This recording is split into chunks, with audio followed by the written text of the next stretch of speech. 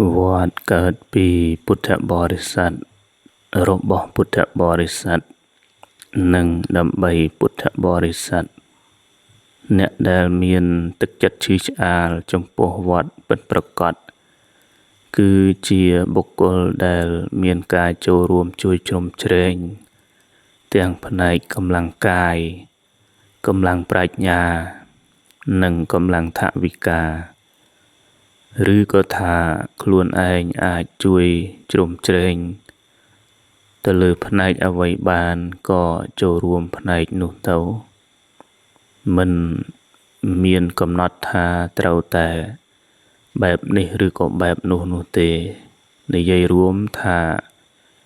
ផ្នែកអ្វីក៏បានដែលខ្លួនឯងអាចចូលរួមជួយជ្រោមជ្រែងបាន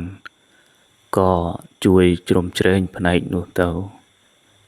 ធម្មតាវត្តអារាមមួយដែលអាចរីកចម្រើនទៅបានត្រូវតែមានគ្រប់ផ្នែកគ្រប់យ៉ាងនៃការចូលរួមជួយជ្រោមជ្រែង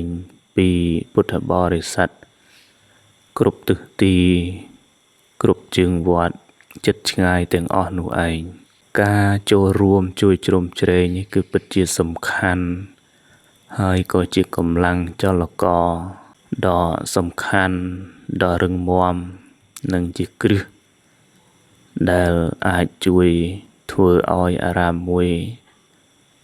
ចាក់គ្រឹះឬក៏ឈរជើងយ៉ាងរឹងមាំបានក៏ត្រូវតែ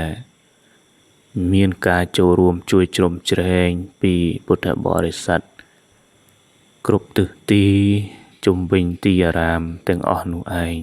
និយាយរួមគ្រប់ផ្នែកគ្រប់យ៉ាងគឺត្រូវតែមានការចូលរួមពីពុទ្ធបរិស័ទគ្រប់ផ្នែកគ្រប់យ៉ាង